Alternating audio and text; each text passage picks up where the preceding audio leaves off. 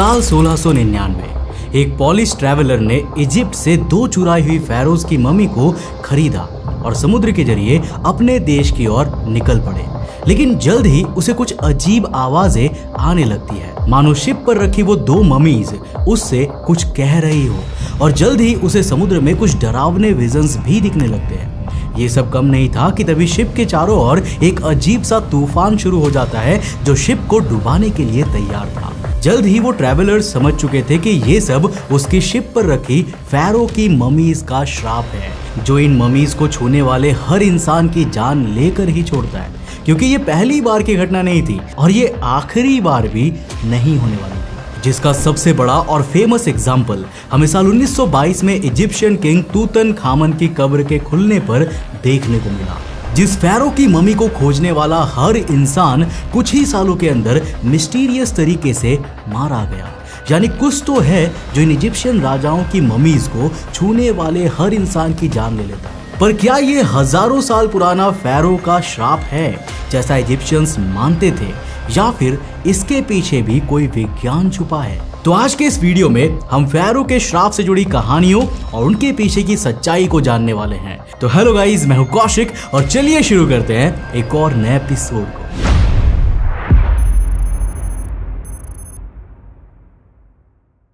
दोस्तों, इजिप्शियंस की मान्यता थी कि फेरो के मकबरों को खोलना मौत को न्योता देने के समान है, क्योंकि फेरोज की आत्माएं अपनी शांति भंग करने वालों को कभी भी माफ नहीं करती, जो कि सच था।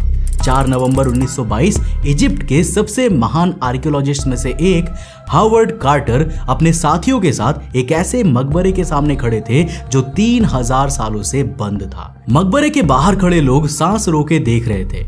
ये वही मकबरा था जिसकी खोज के लिए कार्टर ने सालों से मेहनत की थी। अब शाम के समय जब पहली बार मकबरे का दरवाजा थोड़ा सा खोला गया तो अंदर से एक बंद हवा बाहर निकली, एक ऐसी हवा जो 3000 सालों से कैद थी। कार्टर ने मशाल की रोशनी अंदर डाली और फिर इतिहास की सबसे शानदार खोज उनके सामने थी। सोने की मूर्तियां, बेशकीमती आभूषण, राजा का सिंहासन और तूतनखामन की अनछुई मम्मी। इस पूरे खजाने की टोटल वर्थ आज के करीब 16,000 करोड़ रुपए के बराबर थे। लेकिन कार्टर और उनकी टीम के लिए ये बेशकीमती थी, क्योंकि इस खजाने की प्राइस उनकी खुद की जान थी। तो इस शानदार खोज के कुछ ही घंटों बाद एक अजीब सी घटना होती है जिसने सबको हिला कर रख दिया, क्योंकि इजिप्ट की लक्सर सिटी से कुछ ही दूरी पर हावर्ड कार्टर का घर था। उस रात जब कार्टर तूतनखामन के मकबरे की खोज का जश्न मना रहे थे ना, तब उनके घर में एक घटना होती है। उनकी पालतू चिड़िया स्पैरो अचानक मर जाती है। लेकिन ये कोई आम मौत नहीं होती है। उस चिड़िया को एक कोबरा ने मारा था, और कोबरा इजिप्ट में फेरोज का पवित्र रक्षक माना जाता था। ये फेरो की मुकुट की शान था, उनकी शक्ति और उनकी आत्मा का प्रतीक होता था। पर एक चिड़िया की जान तो बस एक साइन था श्राप के शुरू होने का, क्योंकि आने वाले समय में तूतनखामन की स्टॉर्म को खोलने वाले हर इंसान का हाल इस चिड़िया जैसा होने वाला था। पर उसे जानने से पहले ना, हम फेरो के श्राप से जुड़ी कुछ और सच्ची पर डरावनी स्टोरीज को जान लेते हैं।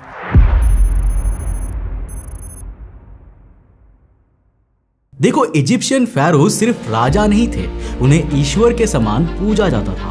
उनकी कब्रों को छूना, उनकी आत्माओं की शांति भंग करना, इन सब गुनाह की सजा सिर्फ मौत थी। लेकिन यह चेतावनी सिर्फ तूतनखामन के मकबरे तक सीमित नहीं थी। इजिप्ट में हजारों सालों से हर कब्र, हर मकबरे के पत्थरों पर यह श्राप खुदे हुए थे, मानो मरने के बाद भी फेरोज अपनी सत्ता को बनाए रखना चाहते हो। इजिप्ट के इतिहास में ऐसे कई उदाहरण हैं जहां श्राप ने अपनी ताकत दिखाई थी।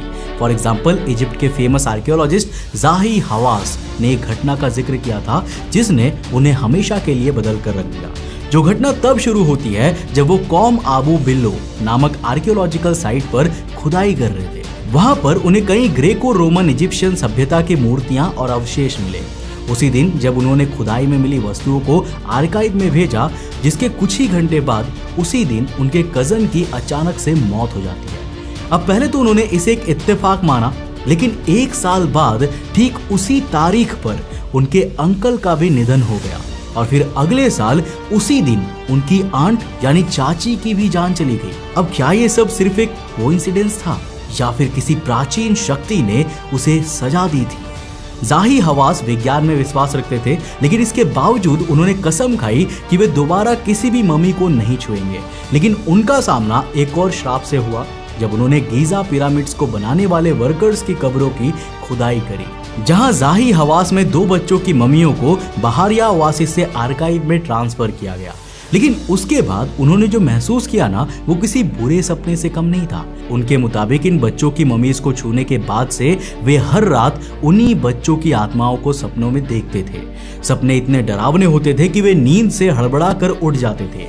ये सिलसिला तब तक नहीं रुका जब तक उन्होंने उन बच्चों की मम्मी को उनके पिता की मम्मी के साथ दोबारा से दफना नहीं दिया। जो श्राप सिर्फ खुदाई करने वालों तक सीमित नहीं था, ये श्राप जहां भी गया वहां तबाही लेकर आया। और ऐसे ही एक घटना का जिक्र मैंने इंट्रो में भी किया। तो साल 1699 में एक पॉलिश व्यापारी ने इजिप्ट के अलेक्जेंड्रिया शहर से 2 मम्मियां खरीदी और उन्हें अपने जहाज में अपने देश वापस लौटने समय चढ़ा लिया। लेकिन जैसे ही मम्मियां जहाज पर चढ़ाई गई, अजीब सी घटनाएं शुरू हो गई। रात के समय व्यापारी को एक ही सपना बार बार आता था। 2 मिस्टीरियस आत्माएं उसे घूर कर देख रही होती थी। वो डर कर उठ जाता था, लेकिन अगले दिन कुछ और भी भयावह हुआ। समुद्र में एक भयानक तूफान आ जाता है। पानी की ऊंची ऊंची लहरें जहाज को निगलने की कोशिश कर रही होती है। ऐसा लगता था मानो ये इजिप्शियन मम्मी जहाज को डुबाकर ही मानेंगे। जहाज पर मौजूद हर एक इंसान समझ चुका था कि ये इन श्रापित इजिप्शियन मम्मीज का ही काम है। और अगर ये दोनों शिप पर और देर तक रुकी तो शिप समुद्र की सरफेस पर नहीं बल्कि समुद्र की तल में मिलेगी, वो भी इस पर मौजूद सभी लोगों की लाशों के साथ। जिसके चलते आखिरकार जहाज के कप्तान ने आदेश दिया कि मम्मीज को समुद्र में फेंक दिया जाए। और इसके बाद फिर तूफान अचानक ही शांत हो जाता है। पर क्या ये सच में उन श्रापित मम्मीज का काम था या फिर इन सब के पीछे कोई और कारण छिपा था? दोस्तों, ऐसे श्रापों की कहानियां प्राचीन इजिप्ट से चली आ रही थी, लेकिन 19वीं सदी तक इजिप्शियन मम्मी से जुड़ी इन घटनाओं को बदकिस्मती से या फिर कहानियों के रूप में देखा जाने लगा। लेकिन फिर हावर्ड कार्टर द्वारा तूतनखामन की मम्मी को खोजने और उसके बाद उनकी टीम के लोगों की एक के बाद एक मिस्टीरियस मौतों ने इस श्राप को दुनिया भर में फेमस कर दिया। और लोगों को यह बिलीव होने लगा कि इस श्राप में कुछ तो सच्चाई है, कुछ तो ऐसा है जो सच में इन मम्मीज को छूने वाले हर एक इंसान की जान के पीछे लग जाता है और तब तक नहीं रुकता जब तक उस इंसान की जान ना चली जाए।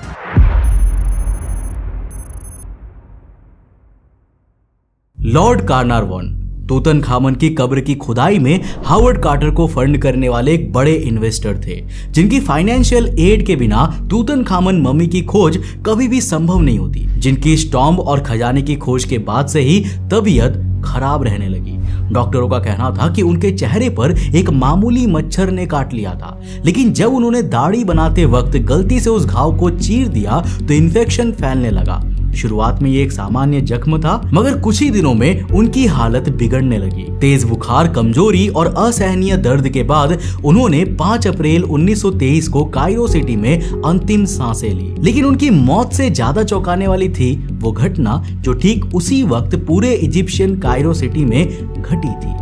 जब कार्नारवॉन की मृत्यु हुई तो उसी समय पूरे कायरो की बिजली गुल हो गई। डॉक्टर ने इसे एक सामान्य संयोग माना, लेकिन कुछ लोग कहने लगे कि ये कोई आम घटना नहीं थी, ये फेरोज का पहला बदला था। और जो बात और भी डरावनी थी वो ये थी कि जब तूतनखामन की मम्मी का इंस्पेक्शन किया गया तो उसके चेहरे पर भी ठीक उसी जगह एक निशान पाया गया जहां पर कार्नारवॉन को उस जानलेवा इन्फेक्शन देने वाले मच्छर ने काटा था। इस पहली मौत के बाद तूतनखामन के श्राप की कहानियां तेजी से फैलने लगी और हर कोई डरने लगा कि मकबरे से जुड़ा कोई भी व्यक्ति अब सुरक्षित नहीं है। लेकिन ये डर केवल अफवाह नहीं था। कार्नारवॉन की मौत के कुछ ही दिनों बाद खुदाई से जुड़े और भी कई लोग एक के बाद एक रहस्यमयी परिस्थितियों में मारे जाने लगे। आर्थर मेस, जो तूतनखामन कब्र की खुदाई करने वाली टीम के प्रमुख सदस्यों में से एक थे और जिन्होंने खुद मकबरे का दरवाजा खोला था, अचानक ही गंभीर रूप से बीमार पड़ जाते हैं। डॉक्टरों ने उनकी हालत को समझने की बहुत कोशिश की, लेकिन कोई भी ठोस कारण नहीं मिला। कुछ ही दिनों में उनका शरीर इतना कमजोर हो गया कि वो बिस्तर से उठ भी नहीं सकते थे। धीरे धीरे उनकी हालत बिगड़ती चली गई और फिर एक दिन वे हमेशा के लिए चले गए। अब डॉक्टरों के लिए मामला बहुत ही रहस्यमयी था। ना तो कोई घातक बीमारी, ना कोई पॉइजनस सब्सटेंस, फिर भी वो आखिर मर कैसे गए। लेकिन मौतों का ये सिलसिला ना यहीं पर नहीं रुकता। हावर्ड कार्टर के प्राइवेट सेक्रेटरी रिचर्ड बेथेल भी कुछ ही समय बाद सस्पिशियस सर्कमस्टेंसेस में अपने लंदन के अपार्टमेंट में मृत पाए जाते हैं। पहले इसे आत्महत्या कहा गया, लेकिन जब पुलिस ने जांच की तो कई ऐसे साइंस मिले जो किसी साजिश की ओर इशारा कर रहे थे।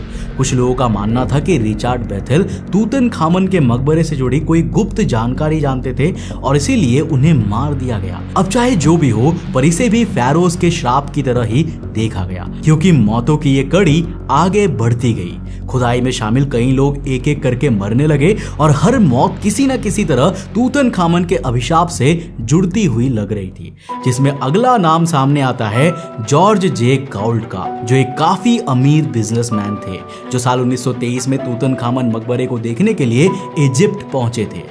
तूतनखामन के विजिट करने के बाद वो तुरंत फ्रांस रवाना हो जाते हैं, लेकिन वहां पहुंचते ही उन्हें एक अजीब तरह का बुखार हो जाता है। कोई भी डॉक्टर उनकी इस बीमारी का पता नहीं लगा पाते हैं, जिसके कुछ ही दिनों में उनकी मौत हो जाती है। इसके बाद फेरोज के श्राप में एक के बाद एक और नाम शामिल होते गए। सर आर्कीबाल्ड डॉगलस रीड, जिन्होंने तूतनखामन की मम्मी का एक्सरे किया था, वो स्विट्जरलैंड में एक रहस्यमयी सर्जरी के दौरान चल बसते हैं। AC मेस, जिन्होंने खुदाई में हिस्सा लिया था, अचानक ही फेफड़ों की बीमारी के शिकार हो जाते हैं और उनकी हालत इतनी बिगड़ जाती है कि वे जिंदा नहीं बच पाते। पर इन सभी मौतों के बीच एक और सवाल उठ रहा था हावर्ड कार्टर को लेकर। तूतनखामन के कब्र की डिस्कवरी को लीड करने वाले, जो इस खोज के कई साल बाद भी बिल्कुल सही सलामत थे, जबकि उनके साथ इस खोज में शामिल ऑलमोस्ट सभी लोग फेरोज के श्राप के चलते मारे जा चुके थे।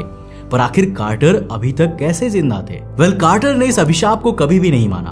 उनके लिए ये सब अंधविश्वास था। लेकिन अगर हम इस खोज के बाद से कार्टर के जीवन को देखें तो उनकी जान भले ही ना गई हो, लेकिन उनका जीवन धीरे धीरे बद से बदतर होता जा रहा था। वे पहले जैसे नहीं रहे थे। धीरे धीरे उन्होंने खुद को दुनिया से अलग कर लिया और इस कब्र की खोज के बाद उनके एक एक करके जान को देने वाले उनके साथियों के जीवन जाने का जिम्मेदार उन्होंने अपने आप को मानना शुरू कर दिया। 16 साल तक वे इस अभिशाप से बचते रहे, लेकिन अंत में बाकी सब की तरह ममीज के श्राप ने अपने आखिरी शिकार हावर्ड कार्टर की भी 1939 में जान ले ली। इन शॉर्ट कहा जाए तो कुछ ही सालों के अंदर तूतनखामन की मम्मी को खोजने और उसे छूने वाला ऑलमोस्ट हर एक इंसान अपनी मौत को गले लगा चुका था। लेकिन यहीं से कहानी पूरी तरह से बदल जाती है। दुनिया भर में ऐसे कई वैज्ञानिक और डॉक्टर्स हैं जो इस फेरो के श्राप को मानना ही नहीं चाहते।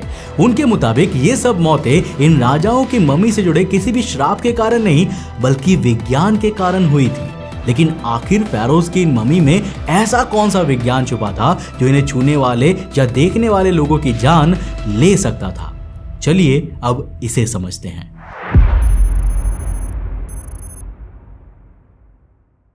तो दोस्तों, तूतनखामन के मकबरे की खुदाई के बाद जो मौतों का सिलसिला शुरू हुआ, उसने वैज्ञानिकों को भी हैरान कर दिया था। इजिप्ट के मकबरों में बार बार होने वाली मौतों की जांच जब वैज्ञानिकों ने शुरू की तो उन्होंने 3 संभावित कारणों को खोजा। अब चलिए एक एक करके इन सभी कारणों को समझते हैं।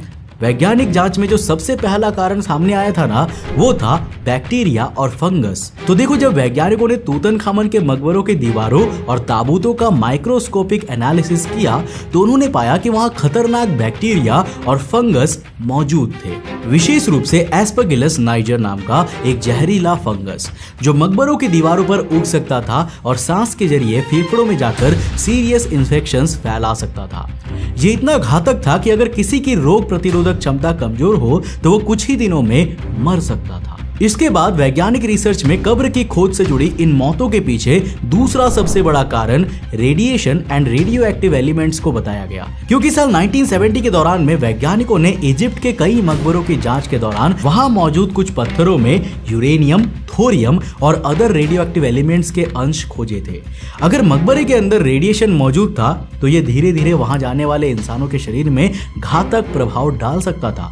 यानी ये पॉसिबल था कि इस रेडिएशन के चलते भी मम्मी को छूने वाले और कब्र में एंटर करने वाले लोगों की मौत हुई होगी। इसके बाद आखिरी और सबसे इंपॉर्टेंट वैज्ञानिक कारण था प्लेसिबो इफेक्ट, एक साइकोलॉजिकल रीजन। अब ये वही रीजन है जिसके चलते अगर आपको विश्वास दिलाया जाए कि आपको किसी सांप ने काट लिया है, अब चाहे वो आपके पैर में लगा कोई कांटा ही क्यों ना हो, लेकिन फिर भी शरीर पर सांप के जहर जैसा इफेक्ट होने लगेगा। या फिर अगर कोई डॉक्टर बिना बताए आपको दवाई कहकर मीठी गोलियां ही खिला दे, तब भी आपके शरीर की बीमारी धीरे धीरे विश्वास के चलते ठीक होने लगती है। अब ये इफेक्ट पूरी तरीके से हमारा दिमाग साइकोलॉजिकली खेलता है और वैज्ञानिकों के मुताबिक तूतनखामन और इजिप्ट से जुड़ी दूसरी ममीज के श्राप की कहानियां इतनी ज्यादा फैल चुकी थी कि मकबरे में जाने वाले लोग खुद को मानसिक रूप से इतना कमजोर बना लेते थे कि उनकी प्रतिरोधक क्षमता कमजोर हो जाती थी। अब जब भी किसी व्यक्ति का मस्तिष्क ये मान लेता है कि वो मरने वाला है, तो उसका शरीर भी उसी दिशा में जाने लगता है।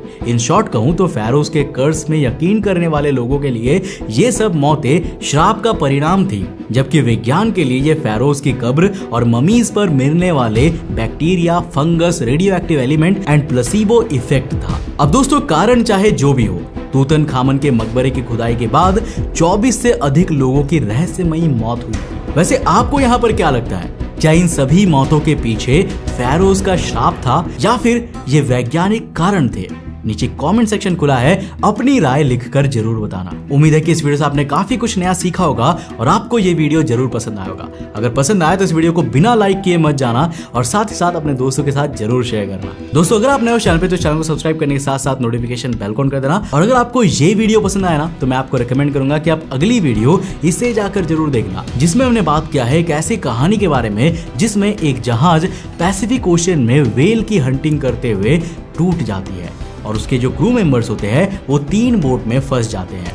लेकिन इसके बाद वो क्रू मेंबर्स जो पैसिफिक ओशन में खो गए थे, उनके पास खाने के लिए कुछ भी उपलब्ध नहीं होता और वो धीरे धीरे अपने ही साथियों का शिकार करके खाने लग जाते हैं। ये कहानी बहुत ही इंटरेस्टिंग है एसेक्स शिप की, जिसकी कहानी जानने के लिए इस वीडियो को जाकर देखना, बहुत ही इंटरेस्टिंग लगेगी आपको। मैं मिलता हूं आपको नेक्स्ट एपिसोड के साथ, तब तक के लिए बाय, जय।